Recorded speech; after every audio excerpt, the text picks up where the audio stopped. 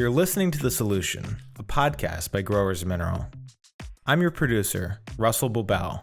With me, as always, is our host, Marguerite Fall, as well as our Director of Research, Jim Holbeisen. Last week, we sat down with one of our Canadian DMs, Larry Webb, as well as Zach Smith, our Assistant Director of Research.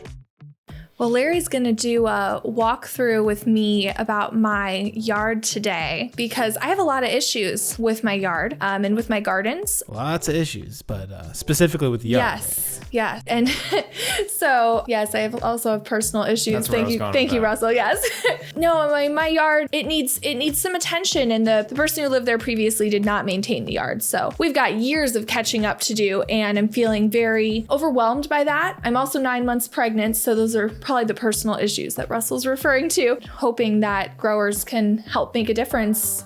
And the thing that's going to be super about Larry is that he's got a lot of experience with this. And if there's any discussion about plants, trees particularly, Larry's got a lot of experience with trees. So the things that he talks about, he's actually done, himself, which makes it much more valuable than somebody that's never been to the rodeo. And I do think that this is very applicable because all the struggles I have with my yard, I think are very common for the typical person who isn't the best at taking care of their yard or is planting new plants. So very, very applicable to the average person, which is a little different than our normal podcast episodes, which are more farming based. Sure. So I'm very excited for this one. So without further ado, let's introduce Larry and Zach. This is Marguerite, and meeting here today with Larry Webb, who's a sales rep in Canada, and Zach Smith and Jim Holbeisen. And we're here to talk a little bit today about our yard, my yard at my house. I have a lot of issues, and Larry offered to help me out and stop by as my friendly representative and look at my house and tell me what I could do to make my yard look better. So I'm going to start with a little background on my house, and please interject, Larry, if you have any other questions or I miss anything I should describe. But, I have a house that was built in 2001, so it's relatively new, but we do have a lot of trees in the backyard, which is very nice, and big trees. So I think when they built the house that they made the right decision to not tear down all the trees and just built it in the front of the plot. And left the back untouched. But there's so many trees that we have no grass in the backyard. And the previous owner said she tried for years and years and paid so many landscapers and never could get grass to grow. And we also haven't been successful. In our front yard, the grass looks great. We have gardens all around that are completely empty. The previous owner, she was not, she clearly didn't care much about the outside of her house. So there are no flowers. Come spring, it was very, very sad. There's no pop of a daffodil, nothing, just empty gardens. And we do have a history of having dogs at the house, probably because there is an invisible fence. I think that was one question Larry asked before we had this call. We definitely have an invisible fence, and we have a dog, but the previous owner didn't have a dog when we looked at the house, so I'm not sure how long that was. So I guess we're here today because I have a lot of issues with my house getting the lawn under control after years of not being maintained. Okay, so do you want to start in the backyard then and work our way to the street? Yeah, that sounds like a great plan. So okay. Let's definitely start with the background, the grass that doesn't grow. Yeah, all right. So as you probably learned by now that everything in Mother Nature, there's a reaction for whatever's gone on. So the reason the grass isn't there, there's a reason for that. So you have to determine what that is. So the trees were there first by the sounds of it. So their root structure is quite intensive, and it's probably gone on quite a ways, as well as the shading aspect.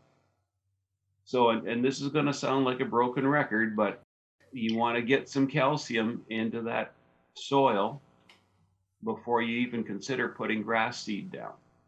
And if you can get Jim to find you some snow white, that'll work in faster.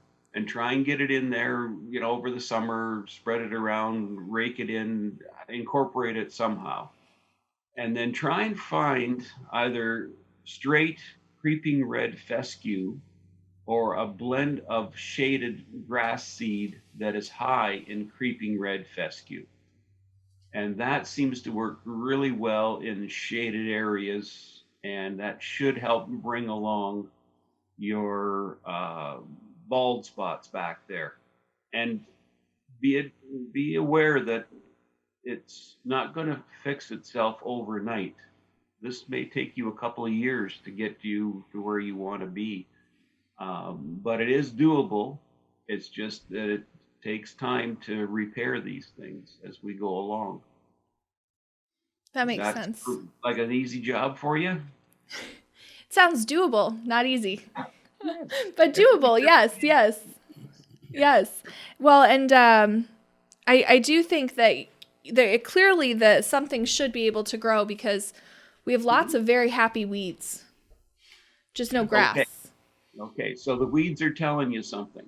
The weeds are telling you that the soil is out of balance. Okay. I actually have a couple of pieces of literature. I think one of them might have actually come from Acres USA, and it's several pages, and it lists weeds and it lists the reason or the what the weeds indicate by them being present in your soil. Be it high phosphorus, low nitrogen, high potash, low calcium, all that sort of stuff, high magnesium. The weeds tell you this, according to this document that I have. And it seems to bear out in actual practice over the years. I've noticed that sort of thing goes on. So your weeds are and the lack of grass, they're telling you something.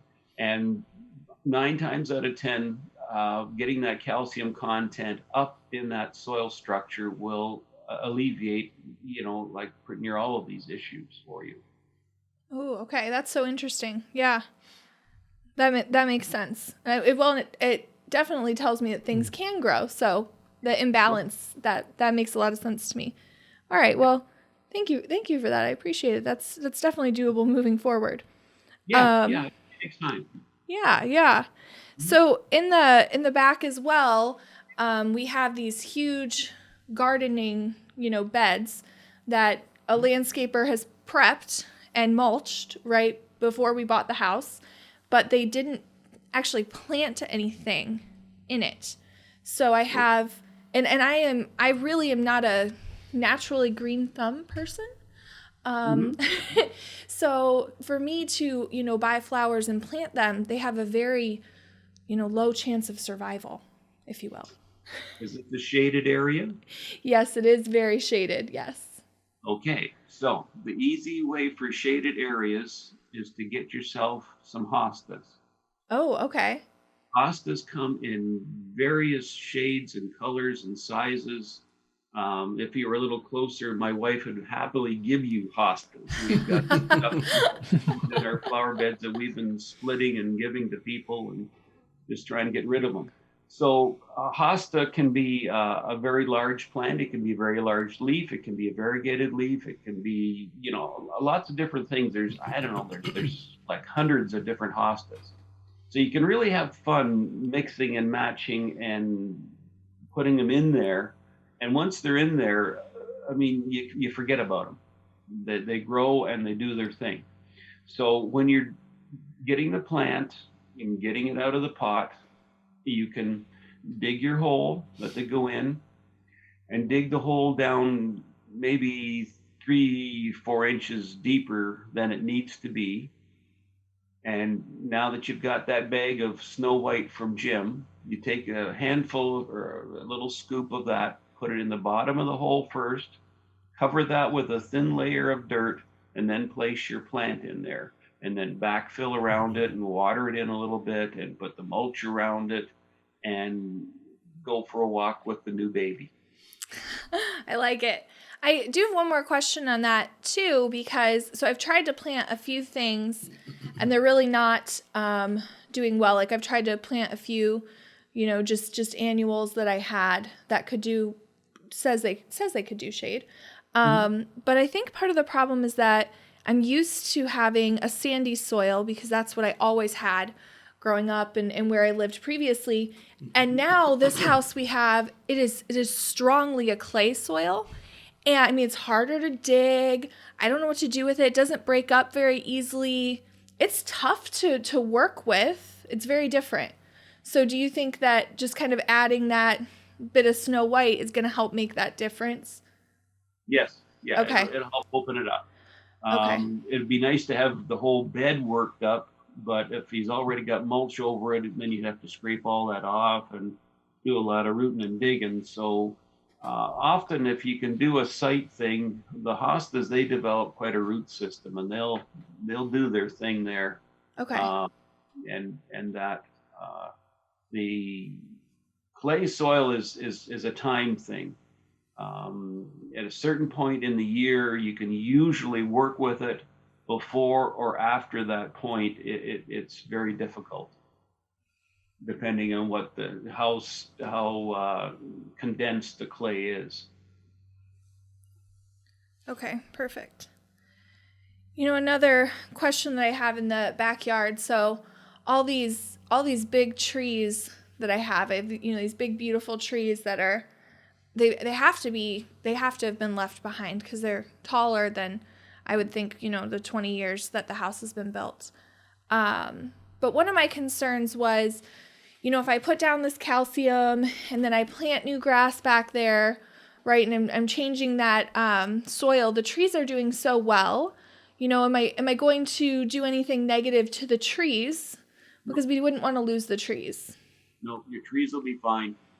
They're well established. Aside from going in there with an excavator and digging down 8 or 10 feet, they'll be fine. Okay. That's great. And another thing I was thinking about adding kind of over to the side of my yard would be some fruit trees. And I know fruit trees are, or I guess I've heard, not from farmers, but I've heard from normal people like me, the average person, that fruit trees are really hard. You're not normal. No, I'm maybe not the most normal, but I've heard fruit trees can be a challenge. And like I've said, I'm already struggling with my regular flowers and my annuals in my garden. So I don't want to spend the money on fruit trees and trying to get them planted if I'm just going to kill them. Okay, so first things first, varieties. Okay. There's some scab-free varieties that are usually available at the nurseries. So they make things a whole lot easier because you're not dealing with apple scab on your fruit. Okay, so that's the first thing to look at. You want to watch for like a Honeycrisp or a Northern Spy. They're very calcium dependent. Okay, so they become a bit of an issue to grow. So always look for user-friendly varieties of fruit or varieties of apples to grow. Go with a dwarf tree and support it. Once you've brought the tree home from the nursery, you want to make sure you've got a post or a T-stake or something to support that tree. Because they don't have the internal structure in the wood. So you want to support it. Dig your hole similar to what you've done with the hosta. And again, don't be shy of putting calcium in the bottom of that hole. Even for the fruit tree too? Okay. The roots will find it and they'll be really happy that you've done that. One thing I've done with mine here is we were doing some renovations in the basement and I've had some little pieces of drywall left. Wow. I've actually taken them out and laid them around the tree. The first reason was to keep the grass away from the trunk of the tree, because that's important. And the second one is then I've got a source of gypsum that's going to be leaching down into the root zone too, and that'll help the tree. Fascinating. Make sure you've got a tree guard on the tree, because you're going to either have mice or rabbits or both in your yard. We do have lots of deer too. Okay, then. Does it change our conversation? If you've got deer, then your dog, the smell of your dog may be enough to keep it away. Okay. If not, every time you or your husband goes to the barber shop or the hairdressers, take a little bag with you, bring home a bag of hair. What? Okay. Find yourself an old socket or something and put some hair in that and tie it in the tree. And after every rainstorm or so, replace that bag. Okay. The smell of the human smell will help deter the deer. Oh, wow. Okay. I wish I'd known that tip years ago. That's a great tip. Well, I mean, it works most of the time. Yeah. Okay. Now, you've got town deer there, so it's hard to say, but it's worth a shot. Yeah. Yeah. And the other thing, that once your trees get a little bit bigger, and your kids do too, get a plastic, I used to use a margarine container with a snap-on lid. Yeah.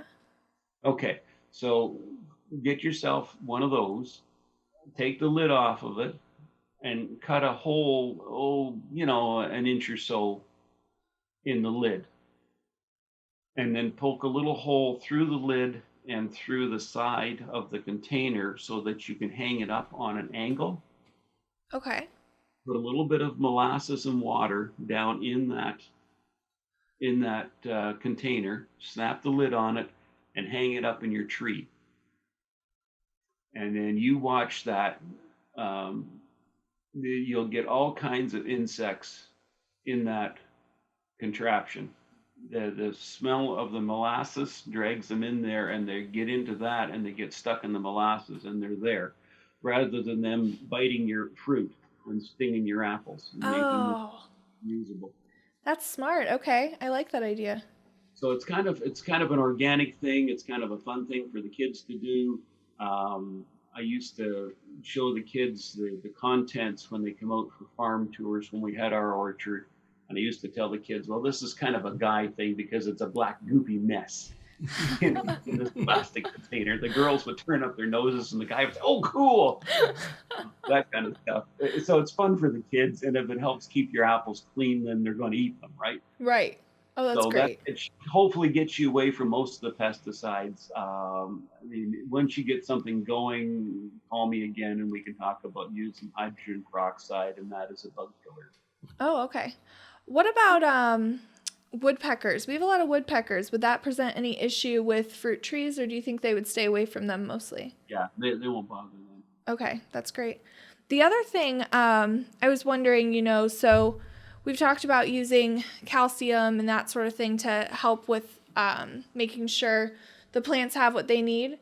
What about adding, a fertilizer on? So adding, growers' fertilizer. If I were to do that, one of my big concerns is harming the wildlife. We've talked about some anti-pesticide methods, right? So what fertilizer methods too, we have a lot of bluebirds, and bluebirds in particular are very, very sensitive. And we're very passionate about our bluebirds and encourage them to nest, in our neighborhood. So I wouldn't want to harm them. Nope. So would growers be safe to use around the bluebirds? Yeah, no problems there. I mean, when we had our orchard, we had somewhere around 15 or so beehives in the orchard, and they stayed there all year round. Okay. And I was spraying growers out there, every 14 days or whatever. Okay. And it was never an issue. People were horrified until they realized that the bees were fine. Yeah. And if it's going to hurt a honeybee, it's definitely not going to hurt a bluebird, which is a considerable bit larger creature. Yes. Okay. That's great. That's great. Yeah. So maybe let's walk around to the, kind of front of the house in our imaginations, right? And check out what's going on up front. It's a little different of issues, right? So the grass in the front is good. I mean, there is grass. There's a couple spots that are maybe a little bit patchy, which I think you kind of already addressed. Maybe I could put some calcium on them, right? But what my problem is with the grass is it doesn't match everyone else's in the neighborhood. Everyone else has this really green, bright green grass that looks, so pretty, and they're all very particular about it. And then our grass is, a little yellow, if you will. What do I do about that? Well, are your neighbors getting their lawns cut by a service? I mean, I would think they all are. Yes. There's some of them I see out doing it themselves, but not the majority. Right. Okay, so the first thing is you have to realize that those guys are fertilizing heavy. The lawn service guys, they're fertilizing it heavy because they want to come back and charge you to cut the grass. Okay, so it's a make work project for them. And they cut the grass short, which is another make work project for them too. So if you have your grass growing out there and get yourself a hose end sprayer. Okay. Bottle that screws on the end of your garden hose. You can set the ratio on it. The hardware stores usually have them. The other thing you can do is get a 1 or 2 gallon pump up sprayer and go out there every couple of weeks and spray growers on your lawn. Now, growers will give you a nice thick lawn. It'll make the lawn grow nicely. It won't give you quite as dark or green, but at the end of it all, once you've got a year or so invested in this, you'll end up with a very thick lawn, and it'll look really, really good doing that. And in your mixture, I would shoot for probably 25-1 as a ratio. So 25 parts water, 1 part growers. Oh, okay. Okay, to give it some material to work with. And when your husband's not looking, jack up the lawnmower so it cuts the lawn at about 3 inches. Okay. Okay. These guys they're cutting lawns like they're putting greens, and they're really shooting themselves in the foot. If you have about a 3-inch blade of grass, that's going to catch an awful lot of sunlight, and it's going to catch growers when you spray it, and it really helps the plant because we need that sunlight to generate the energy in the plant. Right. For the roots to grow, and when you do that, your lawn will withstand the dry periods an awful lot better. Okay. And the next thing then in the fall, lay a good coating of calcium on it just before the snow flies. Oh, okay. And what you might find with that is the calcium will bring out the clover. For some reason, it seems to help the clover seeds germinate that may be in your lawn. And if that does, then it's kind of a bonus too. It's not looking like blades of grass, but it'll stay greener longer than grass.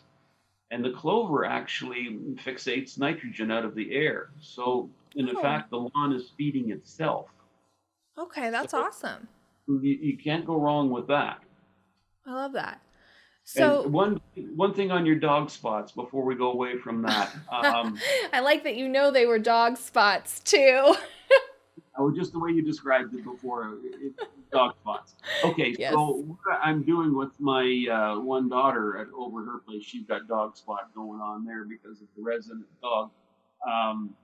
So again, sprinkle some Snow White on there and get yourself a pump bottle down at Dollar Tree or Dollar General, wherever, Walmart, and Anytime you use water in a sprayer, hopefully it's rainwater.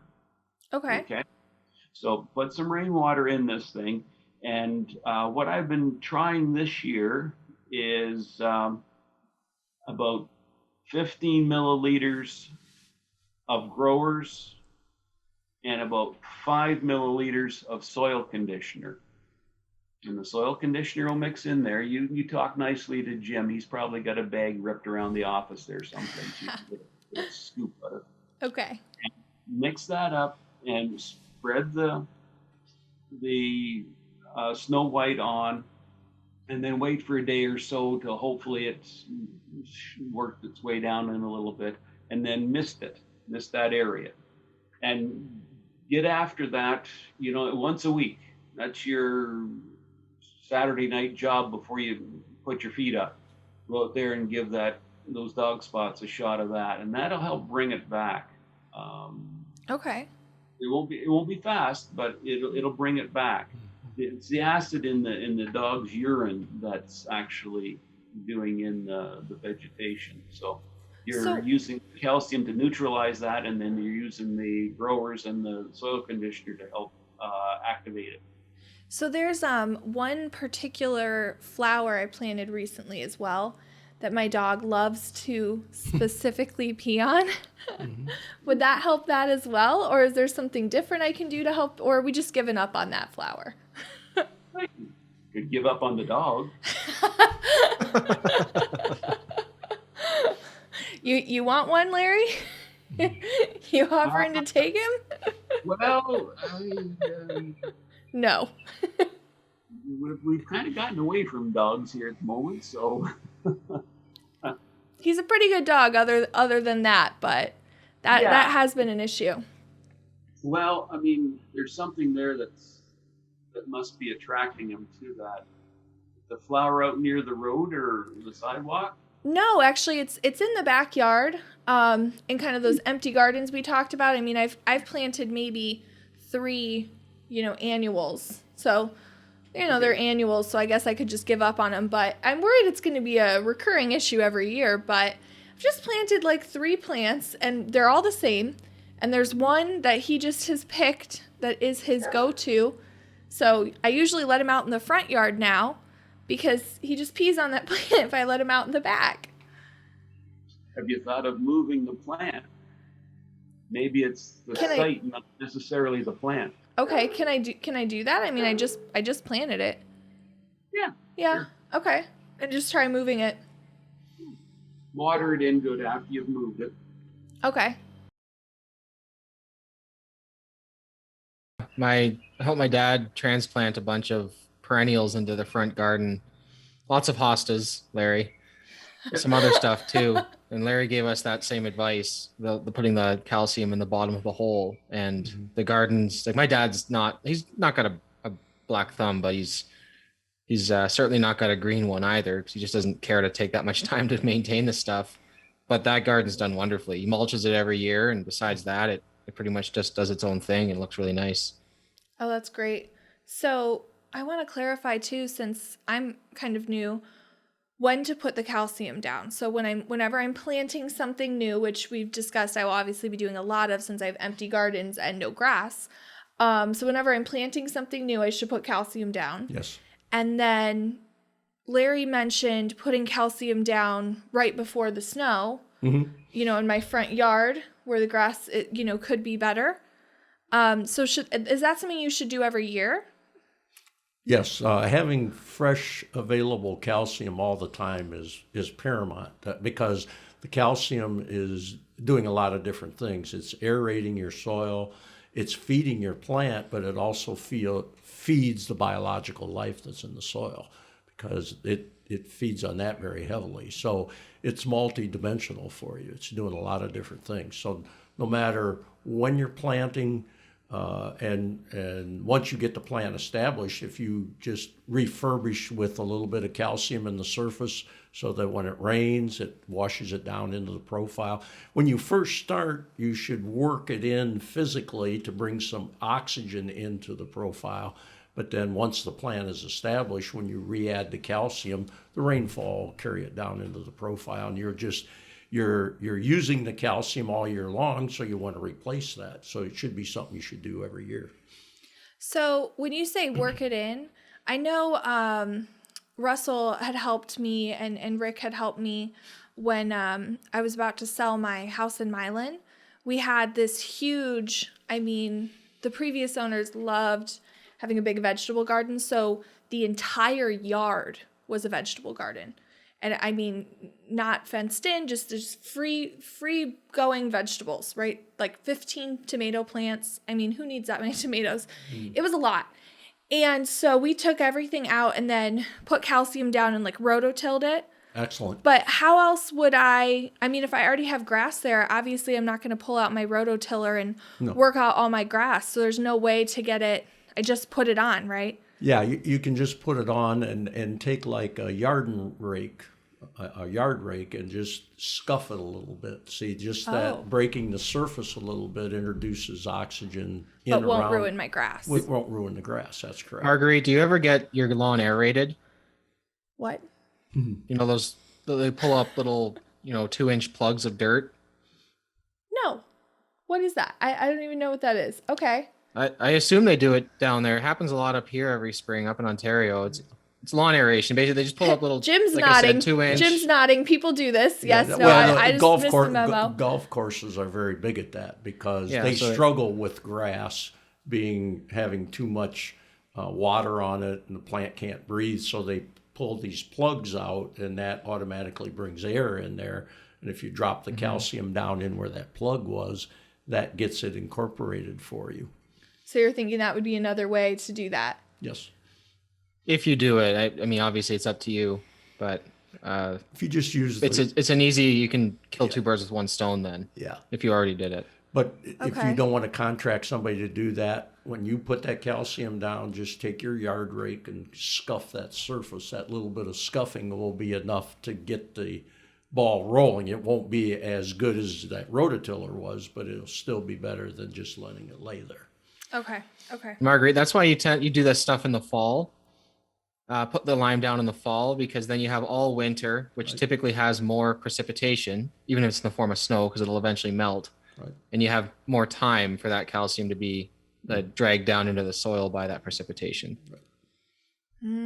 Rather than doing it, you can do it any time of the year, but in the fall, it gives you more time before you're going to have growing plants there that are going to use the calcium to get it worked in. Okay. I like that. Larry over there is feeling like this is a great conversation because he told me all of this and now I'm double checking, right? And he's like, yes, I'm right.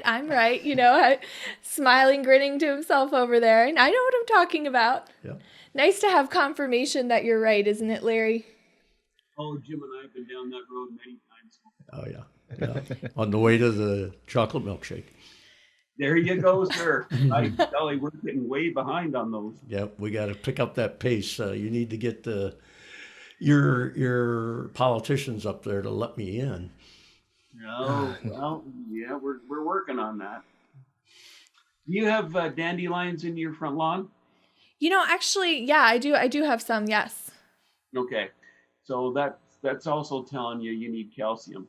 Oh, okay. What you will see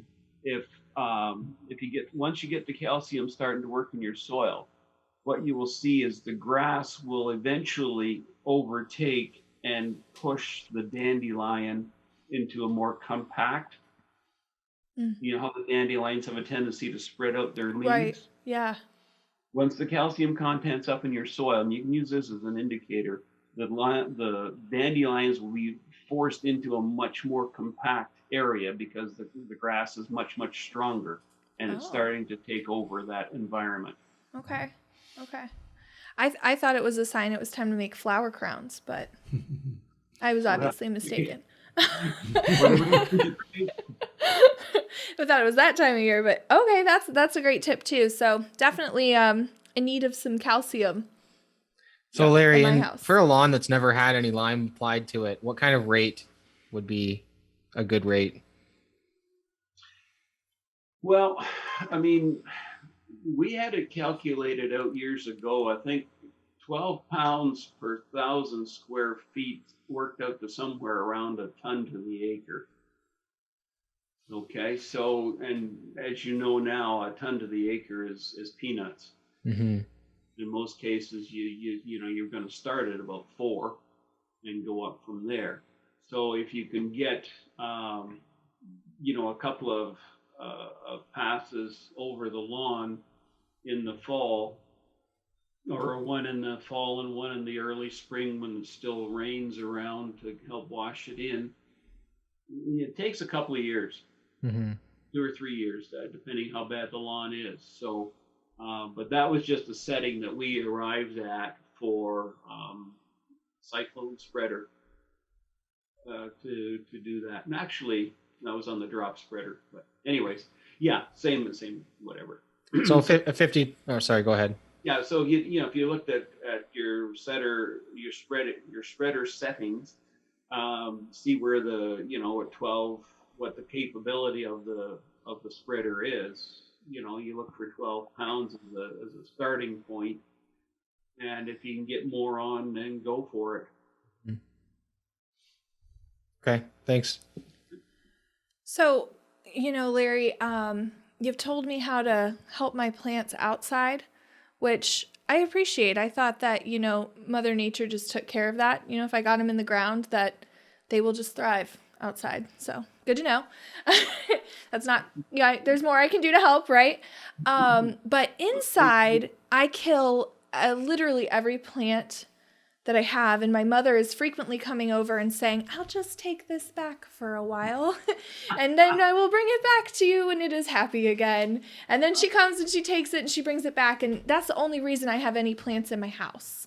Okay. So is there anything I can do, to help the plants in my house do better? Because, I have the obvious issues of me forgetting to water, or overwatering, right? Or a cat eating leaves.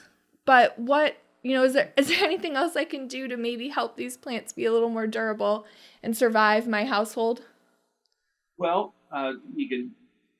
we'll start back at the beginning again.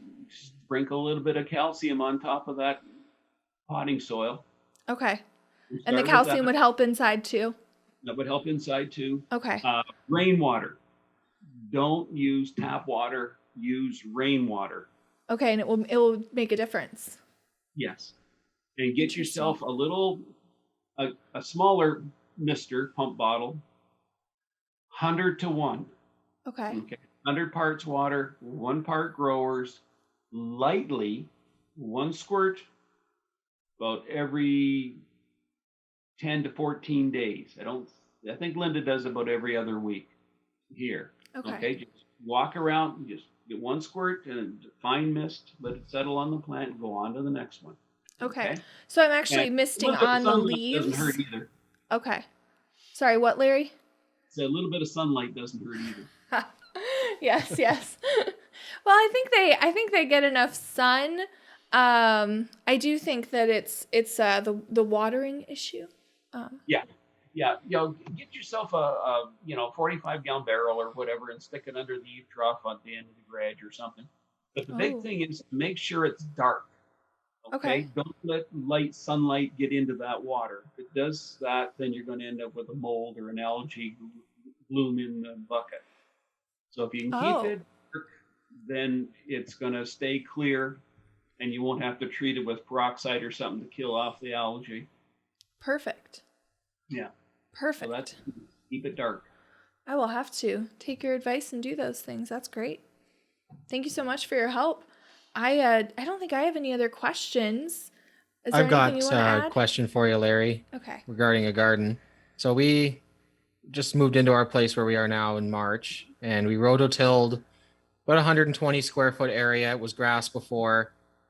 When we rototilled in I think the equivalent of 10 to 11 tons per acre of of snow white, and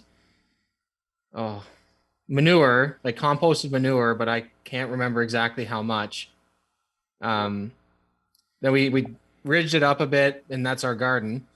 I transplanted or retransplanted some tomato plants into it, and they the leaves went white, not entirely, but kind of like they were leached of color. I thought at first maybe it was the water we'd used, because it is rainwater out of a couple of rain barrels, but they had some, like there wasn't any algae I could see in them, but they got some pollen in and stuff like that. Yeah. But other plants that we'd watered with it weren't exhibiting the same thing. So I thought maybe it was just transplant stress. And since then they're starting to grow out of it. Like the new shoots, the new leaves are nice and green. Do you have any input there? Well, we ran into that here too, and I wasn't sure if maybe we didn't get the plants hardened off quite as good as they should have been before they were put outside. You know how you're bringing them out of the house and letting them get used to the climate outside, and then taking them back in at night, sort of thing, so they gradually get used to being outside. I forgot about that entirely. Yeah, so that might be part of your problem. Okay. You got a pencil there? Now I do. Okay, so a gallon of rainwater, a half an ounce of Na, about a third of a tablespoon of soil conditioner, and 5 ounces of growers.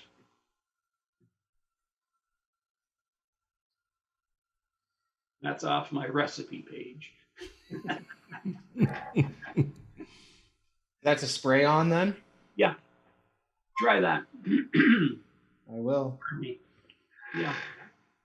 So, thank you, Larry and Zach and Jim, for coming and answering my questions. You know, especially Larry, I appreciate you taking the time to walk through the yard with me and go through every question I had, and appreciate your feedback, Zach and Jim, about other things, you know, we could do, and confirming that Larry is telling me true, you know. He's not leading me astray. I appreciate it. And we'll have to get together, you know, maybe next year, and follow up if I'm still having issues with my yard, because I might need some more help. By all means. Absolutely. I appreciate it. Thanks for listening. If you enjoyed what you heard today, please subscribe and share with a friend. If you'd like to learn more about the Growers Program, visit our website, www.growersmineral.com.